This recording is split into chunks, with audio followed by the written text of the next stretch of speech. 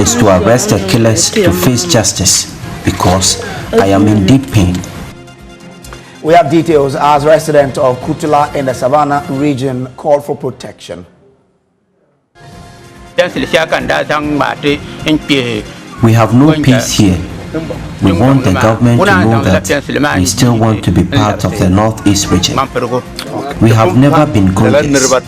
We are Mampusis in our land who do not want to be under Gonja control. We do not want to be part of the Savanna region. Also, former Energy Minister Boachi Ejakon has disclosed in a JoyNews exclusive interview that he will be running for president. Going into the future? Absolutely. You're running for president? Yes. Why? Zeal for service of my country and party. Also, some drivers are considering parking their vehicles. Why? Because they can't afford to be buying fuel. Listen. Any day, any time, the fuel price is going up. And right now, we don't know what to do now. So we have to start packing our cars and start working. We have details plus business and sports coming up. We are your home of independent, fearless and credible journalism. My name is Samuel Kojo. Brace.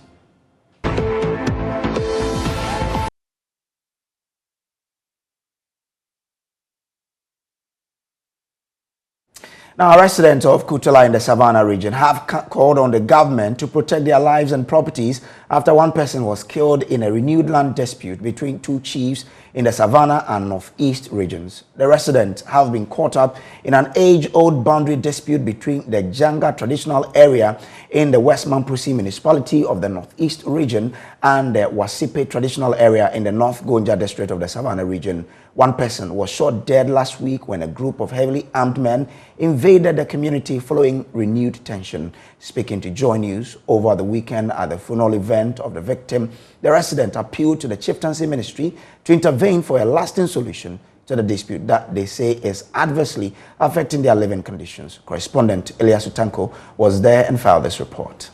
Kutala is a disputed village in the Savanna region located on the road connecting the Mampurgu-Maduri district of the Northeast region and the Kumbungu district of the Northern region. Over the weekend, this small farming village of a few dozen inhabitants was in a deep state of mourning as they laid to rest a young life that was cut short by the barrel of a gun a few days back. Abdul Rahman, who was aged between 20 and 30, was shot dead by a group of armed men who were later identified as coming from the Wasipe Traditional Authority in Daboya. He was gunned down in an attempt to rescue his father, who had been attacked in a confrontation with the armed men over the looting of the village animals. On Saturday, a special prayer was observed in line with the tenets of Islam for the departed soul of the young man who left behind a wife and 3 little children. His wife, now a complete distraught widow, demands justice for the murder of her husband. They killed my husband, and my appeal to the authorities is to arrest the killers to face justice because I am in deep pain.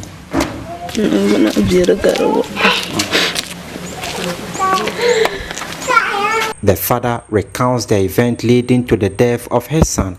I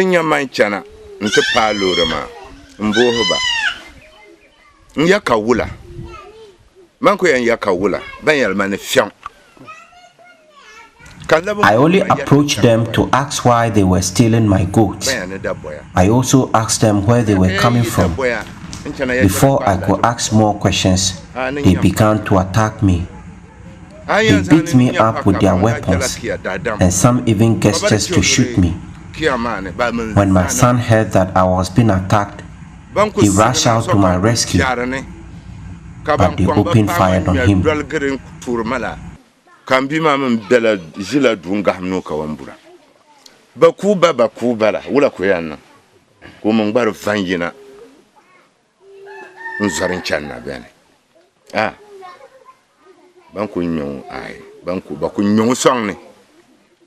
For many decades, The village and several others, including Lukula and Mankargu, have been the epicenter of violence between Mamprusi and Tampuluma settlers on one side and Gonja occupiers on the other. Although administratively under the North Gonja district of the Savanna region, these communities, about 40 in number, have remained the subject of dispute between the Mamprusi paramount chief in Janga near Walewale in the northeast region and his Gonja counterpart at Daboya in the Savanna region. While the Mamprusis argue that the communities have been historically part of the Mamprugu traditional area and were only relinquished during the post-colonial era for easy administrative control, the Gonjas argue the opposite, relying on the border drawn between the two traditional areas by British colonizers. The two traditional authorities have installed prior chiefs in most of the communities, a situation that continues to fuel tensions among supporters of the rival factions who continue to engage in sporadic clashes, particularly following the events during and after the creation of the new regions, as the aggrieved Mamprusis and Tampulumes who dominate the area wanted to leave Gonja control and be part of the northeast region. Following the renewed tensions, the residents who are caught up in the violence are demanding the intervention of the government to end the dispute, which according to them was affecting socio-economic activities and worsening their living conditions. We have no peace here. We want the government to know that we still want to be part of the northeast region. We have never been Gonjas. We are Mamprusis in our land who do not want to be under Gonja control. We do not want to be part of the Savanna region. Government should quickly intervene to resolve this dispute, else it will kill us all.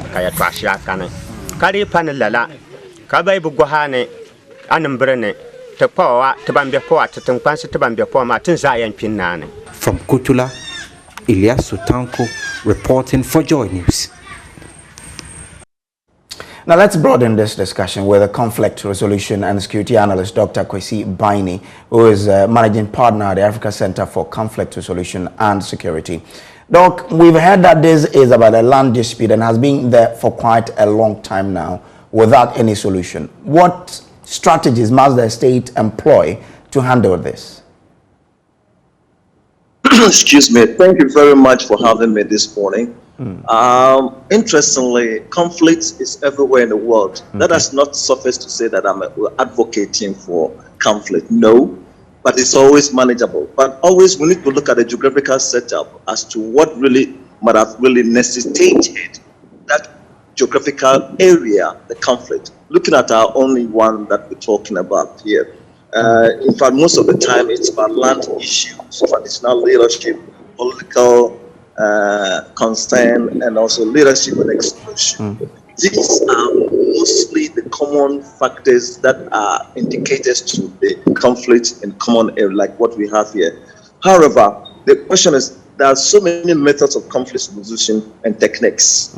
Now, some of the techniques and the approaches could be problem solving, collaboration, confronting the issue straight on. Again, point two, compromising and also reconciling the issue on the table. Then number three, withdrawing and then avoiding entirely. And number four, forcing and competing on the subject matter. And above all, smoothing and accommodating the concern and then be able to move on. These are some of there are many of them, but these are some of the common techniques. However, the conflict prevention and resolution itself is what? Basically is to ensure that the prevention actions are designed to manage, but not to totally wipe it, because everywhere in the world, the conflicts are managed. We manage conflict, but we don't approach it. Because if you look at human beings among ourselves, everyone has an idea. And as a result of ideas sharing, your idea that might think is positive might be what? Might be negative to the other person listening to you. And the person's negative thought might be positive to the other person. And these are the causes and the generation of conflict.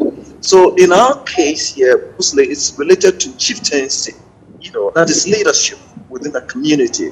and that must be looked at. I think education, not when it only happens. My observation is that most of the time we allow it to happen without placing, measures in place to become more cyclical and running, so that it will forestall and it will prevent even before it comes. They say prevention is better than cure. So we always have to put measures in place, not before it erupts. Before it erupts, automatically it will be arrested in a way so that even some of the citizens might not even hear that something of that sort is happening. Not that anywhere in the country, not anywhere in parts of the world that conflict doesn't erupt. They do. But then because they put measures in place and one of the measures are education. Now, the NCC, which is the arm of the government, is responsible in collaboration with the mandated constituted body to educate Peace Council. All this, there must be every quarter. They must break down, conflict position and all these things to the best understanding of the community in their language, if possible. So to be part of them in development, to be part of them in growing, to be part of them. Even at the primary schools, I think the time has come. One have to begin to develop a curriculum that will really grow with the children. So before they get to that level of maturity, the concept of peace is some sort of concept of ensuring that conflict is zero or it is minimal, or it's avoided. It's it's been managed. Well, other than that, there's a committee in place to deal with the issue, but the committee is complaining that they are unable to function due to the fact that they don't have funds. How must we proceed on this leg as well to resource the committee so they can do their work? Very well.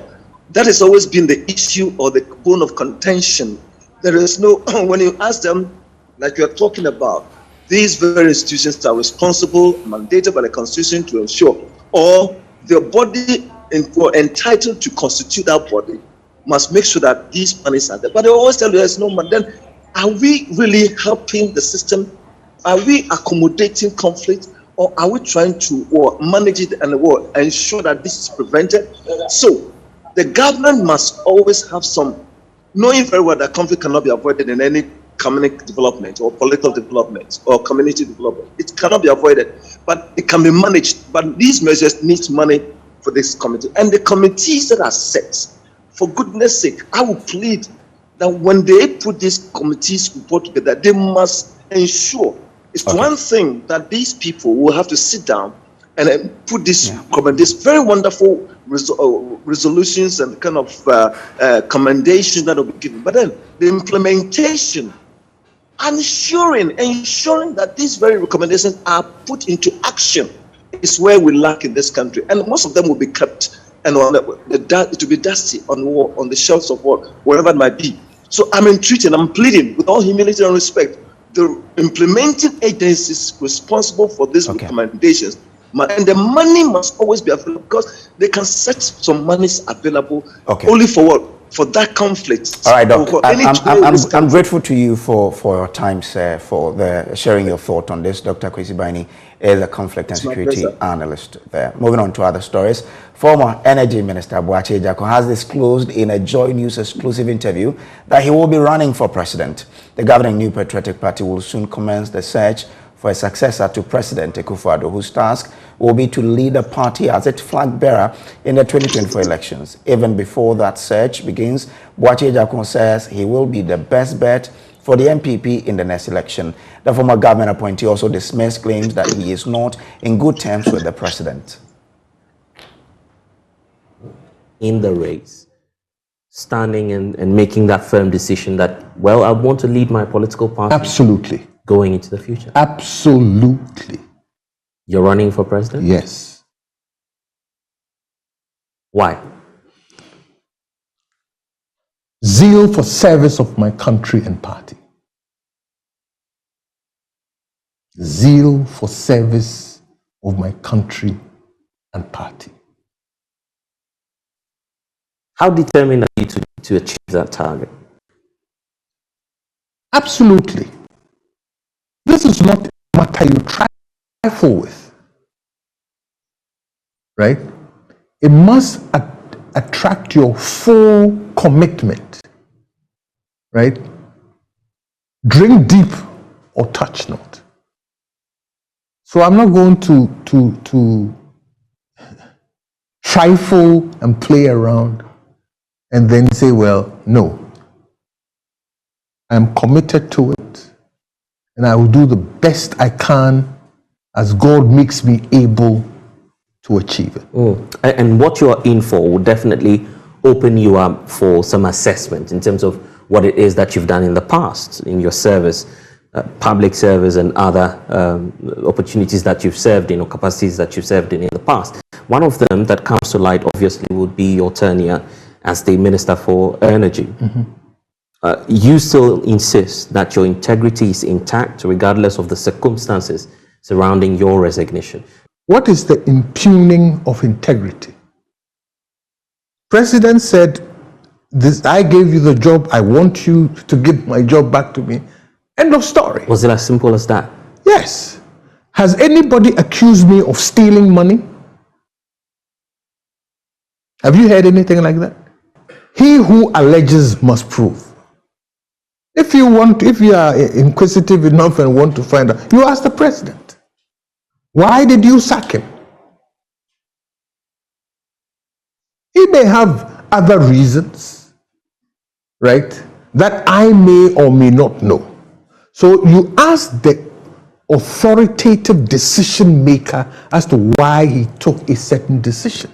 You have your own judgment about that situation. My judgment is unimportant.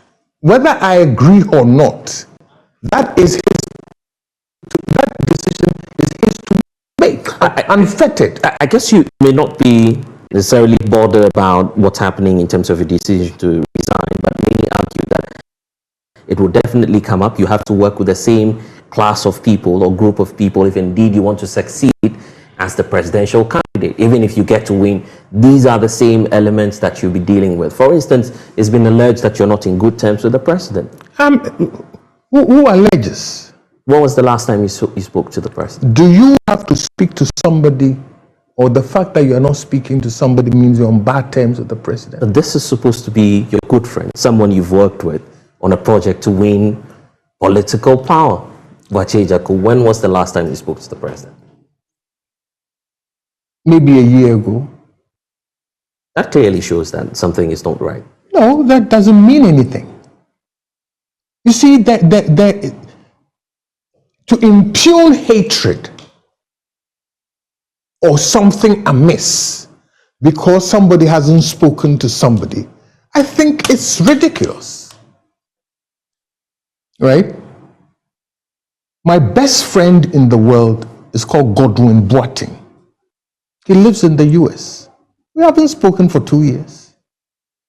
But deep down in our hearts, we know what bonds us. I haven't spoken to Gordon in 2 years. And if we should meet today, it will be like we've never missed a step. So that is trifle. Right? But working relationship is key, you agree? These are your former colleagues, these are persons you served with in government. At least you should maintain some cordial relations with them. I do have cordial relations with a lot of people in the party. Including the president? What is cordial relation? When we meet, we are very decent and civil with each other. Right? Like most of my colleagues. Naturally, I'm a hermit. Right? So if I haven't spoken to somebody, you cannot impugn discord or hatred. I think you'll be driving the ball too far.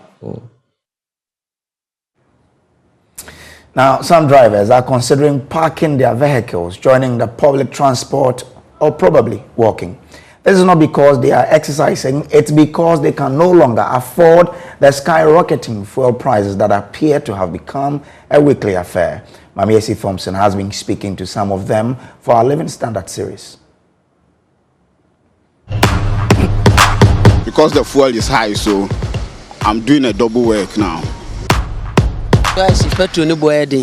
Me adwuma me scanner we na na betofu e. Na ka we na say skra unya. Any day, any time, the fuel price is going up. And right now we don't know what to do now. So we have to start packing our cars and start walking.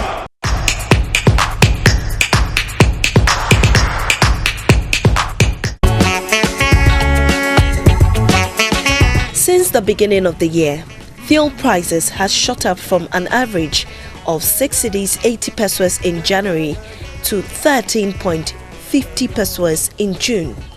This is about 13.9% rise every month since the beginning of the year. Some drivers say it is now a luxury to fill their tank to the brim. Kojo, a hotelier, is next in line to refuel. He said in January 2021, 120 cedis worth of fuel was enough for errands. But today, even 400 cedis is not enough. He tells me he spends 1,600 cedis on fuel every month, yet his salary has not increased. According to him, if the prices should go up again, he'll be compelled to park his vehicle. Now it's that time for us. We have to start working because any day, any time, the fuel price is going up. And right now we don't know what to do now. So we have to start packing our cars and start working. Where I stay, I buy 400 Ghana cedi a week.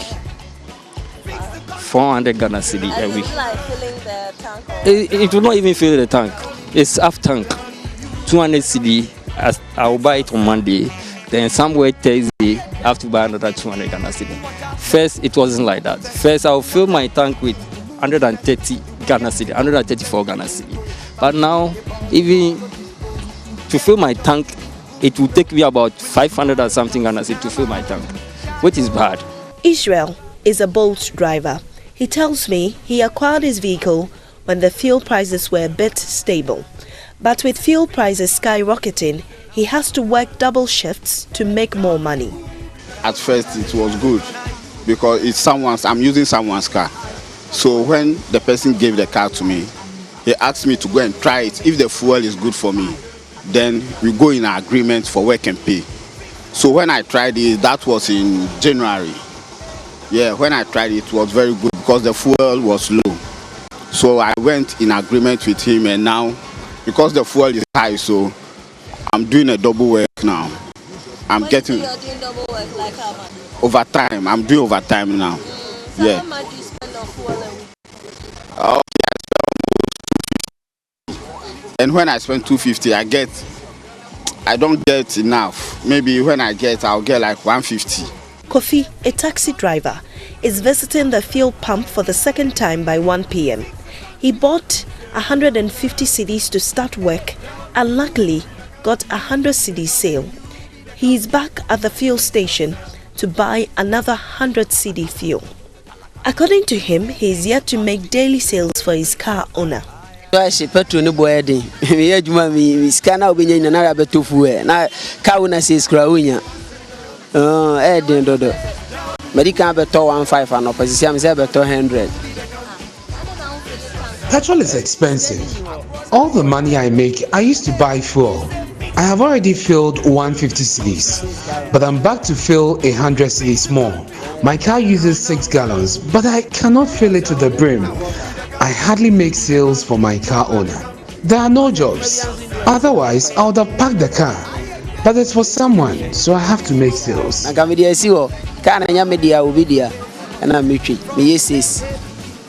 Well, analysts say the unpredictable fuel situation will persist for some time due to disruptions of Russian oil supplies. Also, the executive director of the Chamber of Petroleum Consumers, COPEC, Duncan Amoa, says if the situation should persist, some oil marketing companies will go out of business, and that will mean higher unemployment figures. Many say high fuel prices has disrupted their month budgets and constricting them. There are calls on government to scrap petroleum taxes to cushion Ghanaians. But will government yield to the call? Now, the Greater Accra Regional Security Council has served notice to all persons illegally occupying land belonging to the Animal Research Institute to evacuate within 48 hours. For years, unscrupulous persons have sold 800 acres of these lands. The remaining 200 have also started witnessing some encroachment recently. According to the Regional Minister, Henry Korte, the activities of these encroachers have compromised millions worth of vital research work. He warns the council in a three-phased approach will begin demolishing all buildings within the encroached lands. Michael Papani Ashley has more in this report. The Animal Research Institute has been in existence since January 1957 and has been responsible for the development of cutting-edge research to aid animal production in Ghana. Located in the Adentan municipality, their lands span over 1,000 acres. Over the last 10 years, about 800 acres have been encroached. 2 weeks ago, the Regional Security Council visited the site and promised to retrieve the lands. It is sad that people have the effrontery to move onto government property and build anyhow. A typical example is this one. It's supposed to be a clinic, veterinary clinic, and as you can see, people are fencing, raising a fence wall around it. I wonder where we are getting to. So we have come to look at it. ResSec will go back and meet and will take a decision, but in no time we'll inform you. But I foresee a situation that by the grace of God, and I say again, by the grace of God, we'll go through the process and all this will come down. In pursuant to that promise, the chair of the Regional Security Council, Henry Korte, has issued a 48-hour ultimatum to house owners in the area and land guards to evacuate immediately or they will be forcefully removed. Armed land guards, we are told, walk in and out of the institute with impunity, some riding motorbikes and compromising the biosecurity of the farm animals. We wish to place on record that none of the buildings have any building permits. Consequently, ResSec is collaborating with the Adentan Municipal Assembly and the CSIR to remove all unauthorized structures mushrooming within the fenced land without further delay. ResSec is hereby giving a 48 hours notice from now, effective now as we speak, to all those who are putting up such unauthorized structures within the fence wall to pack their tools and materials from the land without fail. Any persons found loitering within the 200-acre perimeter after the deadline will be dealt with in accordance with the laws of the land. ResSec with the Adentan Municipal Assembly and the Animal Research Institute proceed to remove every structure on the land subsequently. Meanwhile, Henry Korte says investigations have begun to help unravel the identities of persons involved in the illegal sale of these lands. Yes, we have heard rumors that some people, it's been alleged, working within the CSIR may be part of the whole scene. We will get the security intelligence agencies to begin investigations into that, and then once they get results, they will bring report to us and we'll forward it to the appropriate quarters for the necessary actions to be taken. But MD of the Institute, Dr. Ebenezer Ansah, says previous attempts to ward off the encroachers ended in violence. Your head of security, so many occasions. Other staff did straw and just say, on so many occasions, our staff had to do a sit-down strike. They lay down their tools, they say they can't work. The Security Council says it will fight to restore the lands to the Research Institute. For JoyNews, Michael Ashale. Now, neglecting us will further break us. That is the appeal of persons with disabilities in the German South municipality of the Bono region. They also want the government to increase the support from the Common Fund. The District Assembly is stepping up measures to monitor the impact of the support, but the chairman of the District Federation, Charles A.J. Mensah, insists a 5% increment will ease the burden in their daily lives. He appealed when the German South Assembly presented support items to 70 beneficiaries. Precious Semevo has more.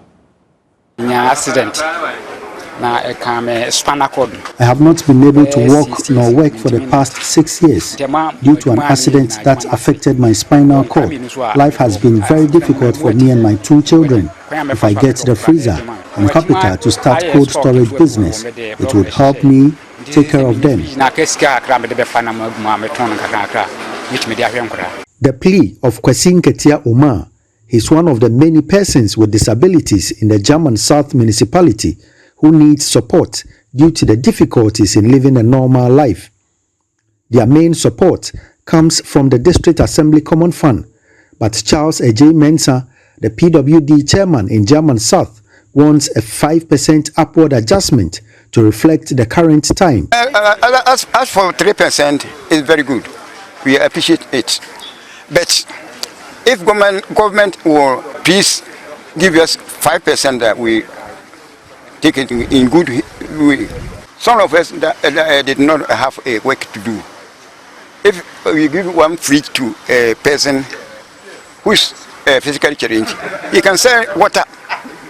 And when he is hungry, he will use that money to buy something to eat. While they wait for the government response, the German South Municipal Assembly Chief Executive Andrews Bediako disbursed freezers, irons, chairs, fees, sewing and fufu machines from the Assembly's Common Fund to 70 beneficiaries. The support ranging from education, health and business assistance came at a cost of over 90,000 Ghana cedis.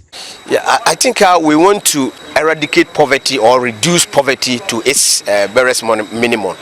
We are giving these items so that they will not be going to the road all the time, chasing people for money, begging and all those, because they have brains as we all have. And if you give them something like this, definitely they can also work with it for them to also get something to eat from their various homes and feed their family.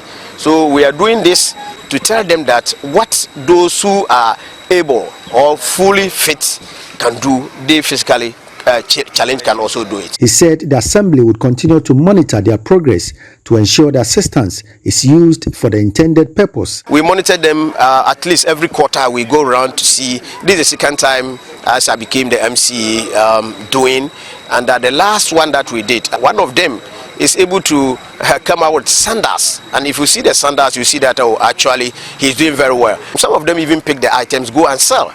And the monitoring has indicated to them that whatever they have taken from the assembly or whatever they have taken from government, people will come and monitor for them to see whatever they are using those items for. The PWD hopes the government and society will not forget about them. We are appealing to the government and other people who are kind to or sympathize with us that we are also a human being. God created us. So we want them to take care, as they take care for some of our brothers who are well, so that we are also be happy. If you neglect us, this will break us. They appeal for support from people, and God will bless them. Precious Semevo, JoyNews, Drobo.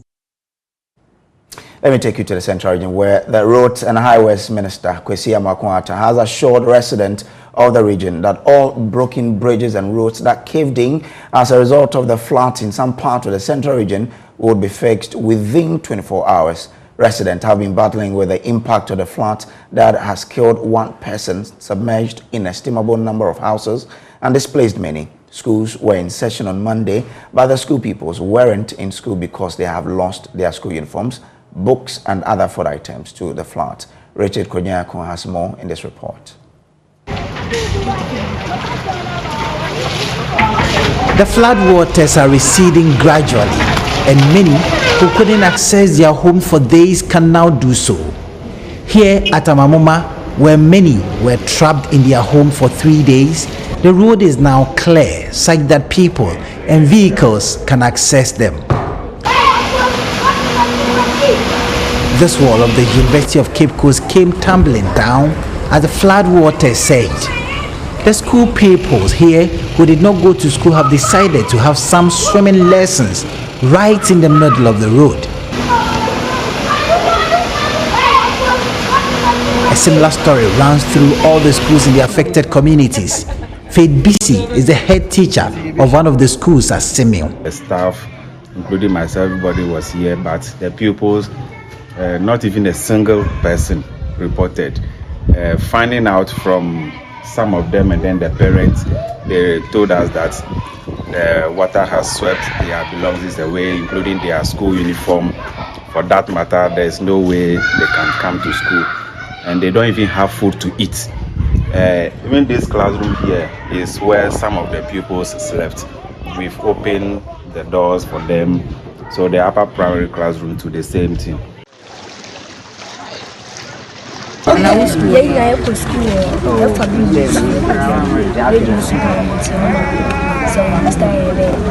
It's originally no school around 11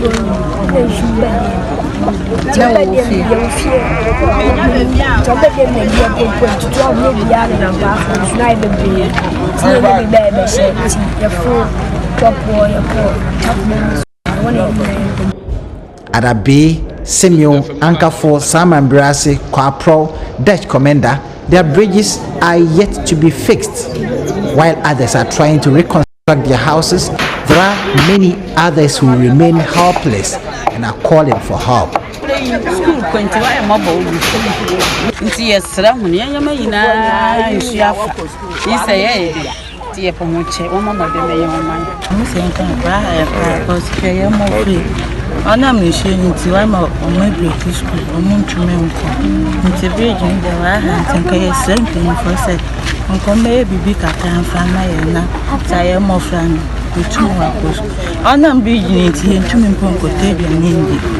with me, I'm because of the bridge. In the early hours of Monday, the Cape Coast Jokwa Kakom National Park road that caved in was fixed temporarily and open to traffic. Roads and Highways Minister Kwesiamo Akwata was here and also inspected some bridges and roads that were affected. He says his outfit has a plan about fixing Ghana's roads, and the affected roads would be fixed in 24 hours. The degree and the extent of the problem, we have tasked ourselves, to reinstate any washout road within 24 hours. And we have a program, and we have done it before we continue to do it. At this, what happened on the Accra-Tema motorway was a bigger issue, but within 24 hours, the road was reinstated. We have done the backfilling of this bridge where we are standing now, and it was done within 24 hours. Engineers moving all the way from Accra. The regional minister, Justina Marigodasan, expressed her excitement about the agency with which the issues of the people that have been affected are being tackled. It's important that we also become conscious of whatever is happening around us. The rains are still down. We've been advised that we're going to have a lot of rains, and people are still at the various areas that we're having these disasters. We are telling them to move out. We need to move out and be safe for us. For the people here, they are just praying for support. For those whose structures were brought to ground zero, a support to help them fix them is all that they require so life can return to normal. Reporting for Joy News, Richard Kojo, Cape Coast. Sad videos there, but that's how we break for business. So business will come up right after this.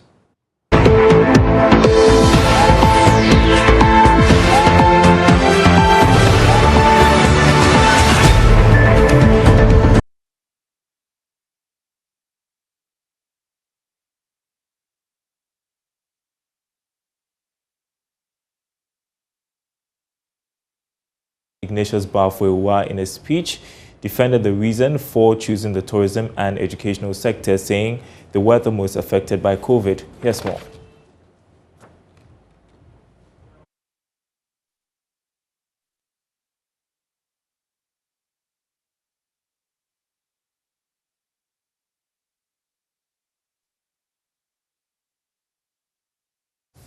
I will bring you that story in a bit, but let's turn to other news for you. Achima Mpunya Rural Bank PLC has increased its profit margins by almost 100% in 4 years. In 2017, the bank's declared profit was over 549,000 cedis against last year's figure of over 1 million cedis. It recommended shareholders are paid 25% of the profit as dividend. Nana Aljima was at the bank's annual general meeting and filed this report. The growth of Achima Mpunya Rural Bank was recorded in the midst of COVID-19 pandemic and banking sector cleanup, which negatively affected businesses. In closing the 2021 financial year, total assets of the bank grew to 113 million cedis from 101 million cedis in 2020. Deposits of current accounts witnessed a positive variable of 104 million cedis from the 92 million cedis in the previous year. A marginal increase was realized in the stated capital. Board Chairman Mrs. Phyllis Constance Putte says despite the positive outlook, the bank is bent on improving the performance. I am happy to report that the period of my stewardship saw a cumulative year-on-year growth of 35.8% on total assets, 84% in short-term investment, and 42% in deposit mobilization.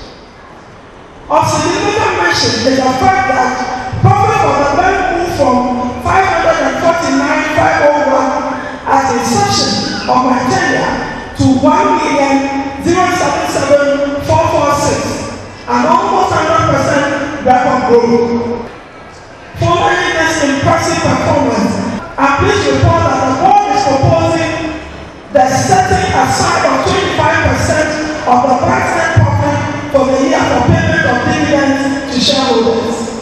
This proposal is, however, subject to the final approval by the Bank of Ghana. In response to the Bank of Ghana's move to ensure regulatory compliance and corporate governance, the Achima Mpunya Rural Bank is taking steps to conform to standards. Mrs. Putik explains some steps taken to ensure robust systems. The board was intended to keep the bank compliant on most, if not all, regulatory benchmarks. This began with the engagement of a lawyer with a years of experience in the industry, as well as corporate governance to serve as company secretary.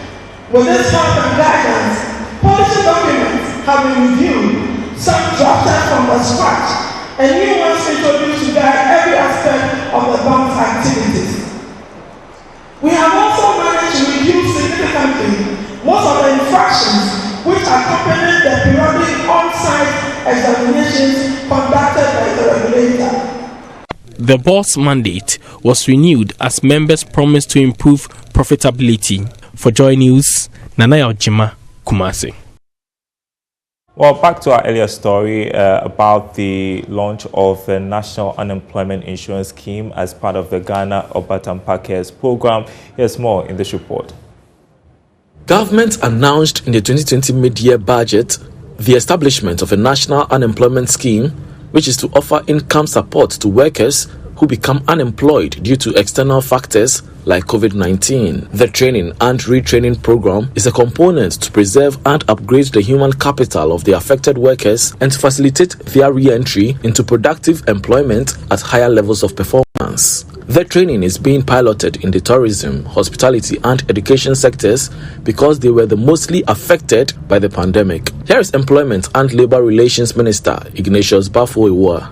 As we've said, the focus of the training and retraining will be on the education sector, the private education sector, and then the tourism and hospitality sector. We did a survey during the COVID period, at the heat of it, and we realized that these were the two formal sectors of society that were hardest hit by COVID. And not just that, the number of persons involved too were quite huge. And therefore, we felt that if there was any intervention to actually make an impact in society, this was the area that we should focus. That is not to say that the other areas are not important. Going forward, we will expand the basket, and then more and more persons will be roped in.